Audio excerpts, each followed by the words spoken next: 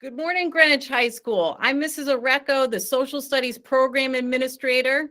Today, we have the honor of hearing from Secretary Miguel Cardona, the United States Secretary of Education. He's first going to be introduced by sophomore Joy Greco. Dr. Miguel A. Cardona currently serves as the 12th Secretary of Education.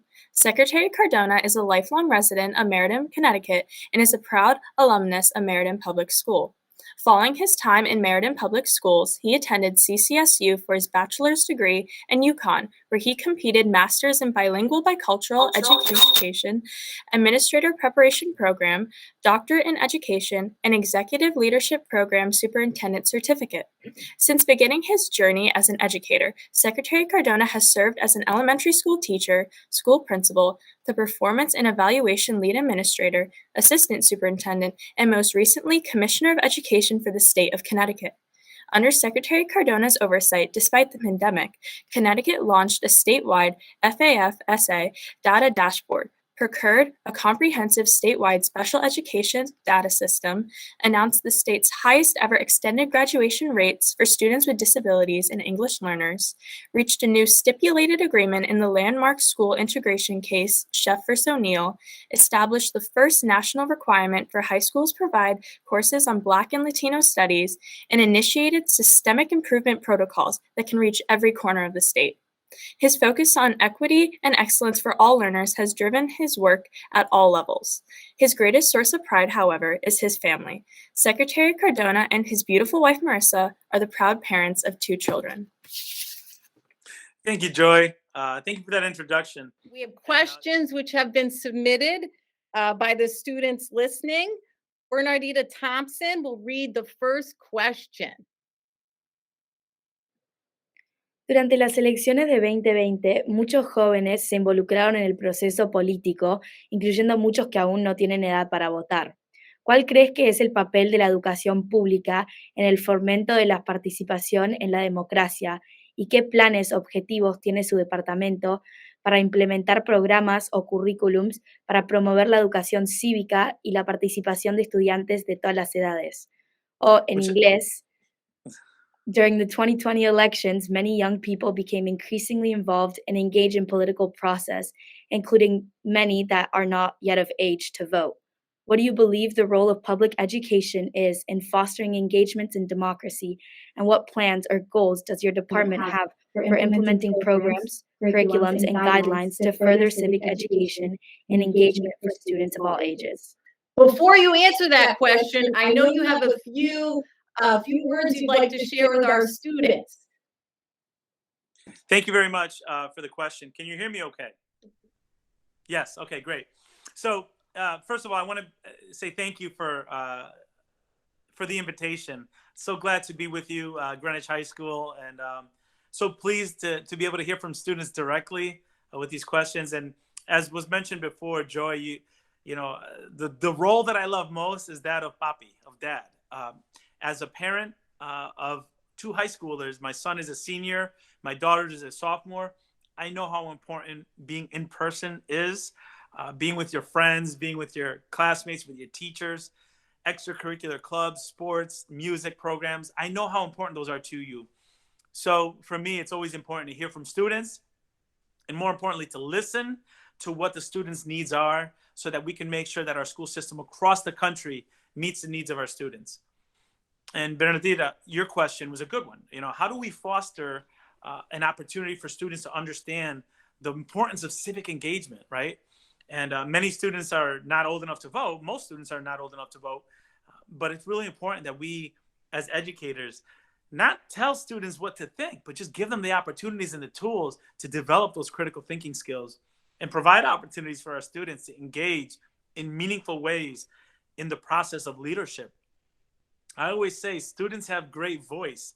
Sometimes our systems are not designed to listen.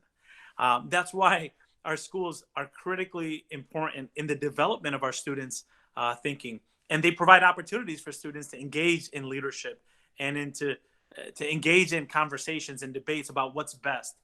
Programs like student unions or student senates give students an opportunity to hone those leadership skills, but also understand how issues affect students and listen to different perspectives.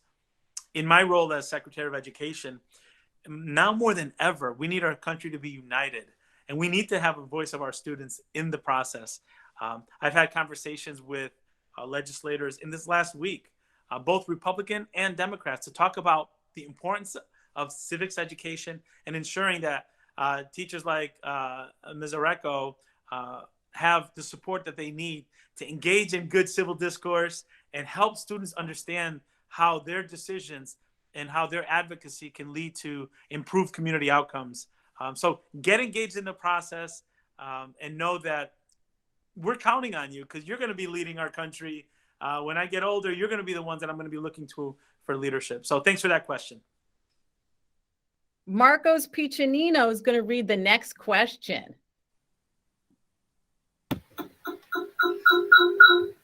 What changes can be implemented to assure that all students have equal access to the same quality public education?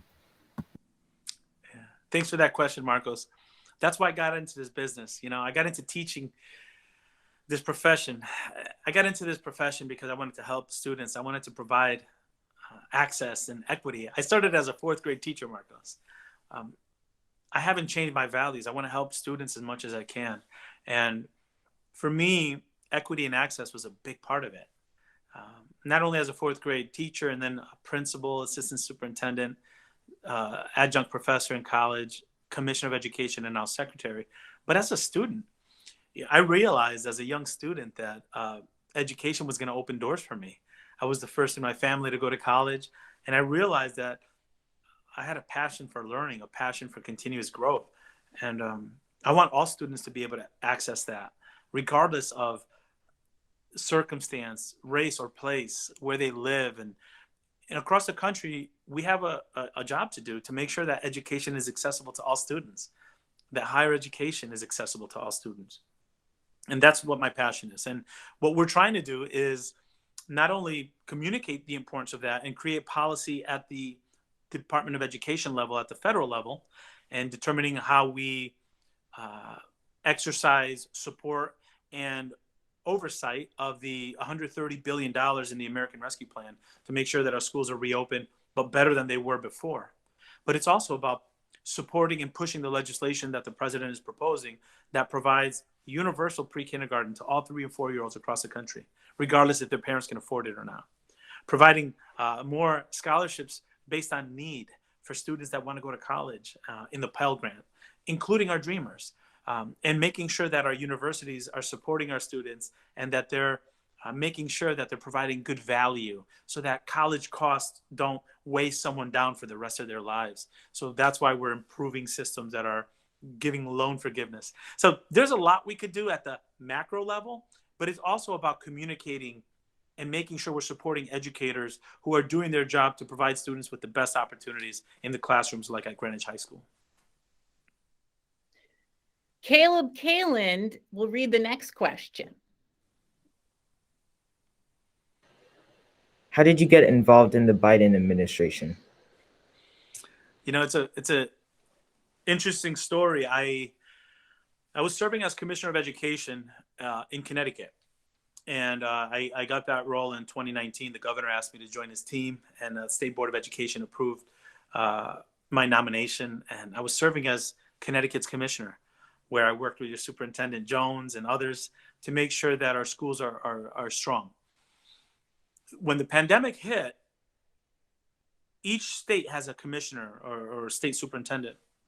We all had the task of trying to keep our children, our students safe and our staff safe, but also think about what we're going to do to reopen schools safely and make sure that we're addressing the gaps in access that were made worse by the pandemic. I'll give you an example. There were some districts where students had one-to-one devices, right? Every student had a Chromebook or a laptop, and they had internet access. There were other districts where the superintendent shared with me she couldn't get in touch with students for 4 weeks. Forget about learning. They couldn't even contact students. So those gaps were made worse. So we made sure in Connecticut that we addressed that digital divide and made sure all students that needed access to a device had it. We did that faster than most other states, if not the fastest in the country.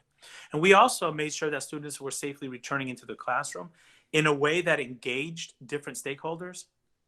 But basically what we did is we accelerated the reopening of schools in a safe way, and that caught the attention of the president and his team. I'll be very honest with you, I'm not a Washington insider. I didn't have experience working in Washington like many of my other secretary colleagues. But the work that we did in Connecticut together got the attention of the president.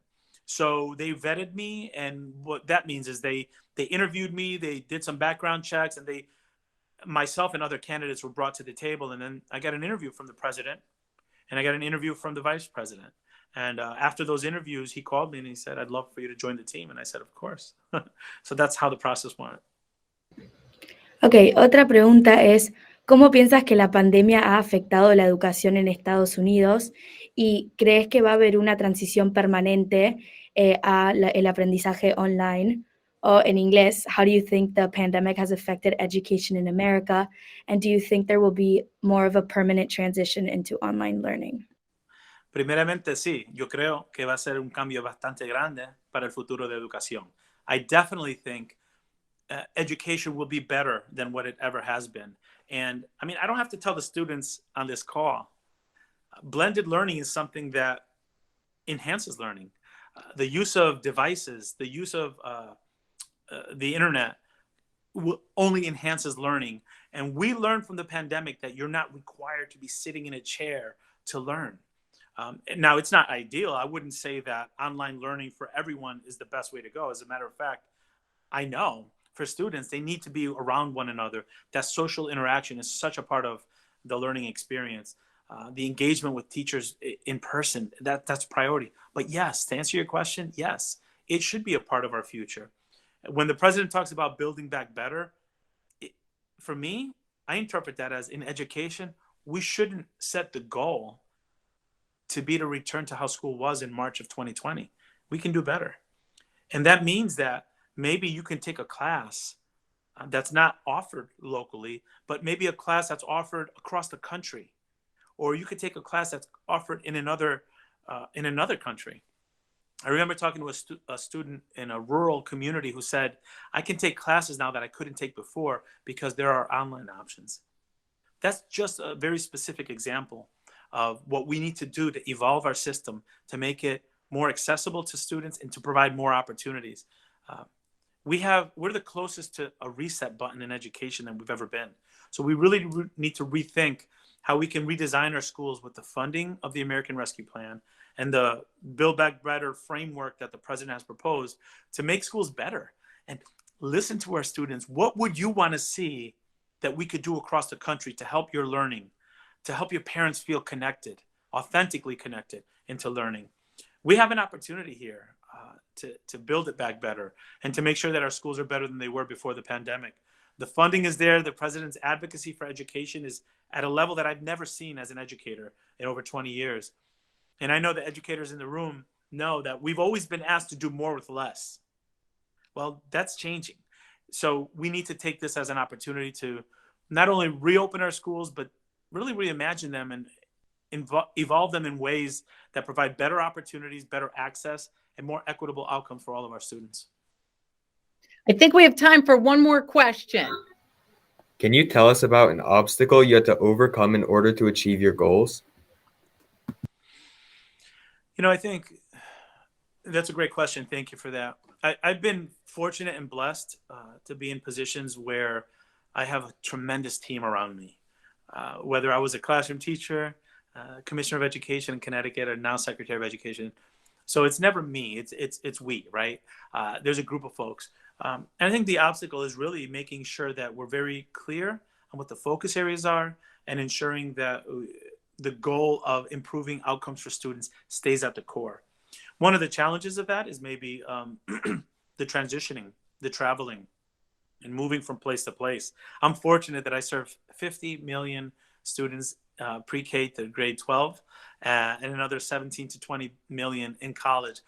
And one of the challenges is making sure that I'm listening to the different perspectives that are out there in order to make sure I take that into account. We're doing that, and we're proud to do it. But it's always like there's more opportunities to listen to students, to listen to those who have a perspective that might be different, so that we can make sure that everyone's perspective is taken into account. And on a personal level, I think one of the challenges going into the profession of teaching is ensuring that educators are given the ability to communicate what they know works for students. Oftentimes, people that are not educators have an idea of what works in schools. I think sometimes we have to really shift it a little bit. Educators know what's good for schools because they're the closest to the students. So creating a culture where we're valuing and elevating the profession of education, whether you're a classroom teacher, a school psychologist or social worker, a school leader, a paraeducator who really works closely with our students, lifting up the profession to make sure that we're the ones that are making decisions on what's best for students, taking into account the perspectives of our learners, of our parents, of others who want to support education, but also making sure that our educators who are closest to the students also have an opportunity to decide where we go as a country. On behalf of Greenwich High School, thank you so much for joining us today, Secretary of Cardona. It was an honor to speak with you and have you answer our students' questions. Well, thank you for the invitation. For me, as I said before, you know, I work for the President of the United States, but I serve students. And any chance I get to hear from students or get questions from students is a good day for me. You are the ones that are going to be leading this country. And it's really important that you understand that my story is not special. I'm no different than any one of you. And that you have the opportunity to serve in whatever capacity you want to serve. Just work hard. I always say, chase your passion, not the position. For me, it was about helping students. And it led me to serve as Secretary of Education. Follow your passion. And you know what? It might change over time. You know, you might decide, oh, I want to go into this field or that field. But stay true to who you are. Know that you're going to get more out of it when you serve others. And I wish you the very best. It was an honor to be with you today. I hope you have a wonderful Thanksgiving and a great rest of the school year. Take care.